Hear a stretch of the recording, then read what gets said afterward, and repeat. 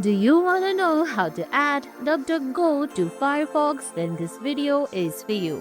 Hey guys, welcome back to our channel Quick Guide. On today's video, I'm going to show you how to do it step by step. So let's get started. First of all, launch the Firefox browser on your laptop.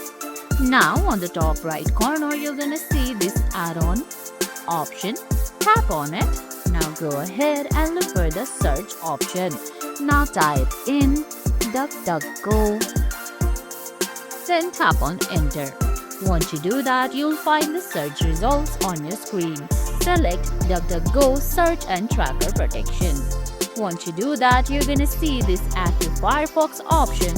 Tap on it. Once you do that, a menu will appear on the top right corner of your screen. Select Add. Once you do that, go ahead and select OK. Then you'll successfully add DuckDuckGo on your Firefox.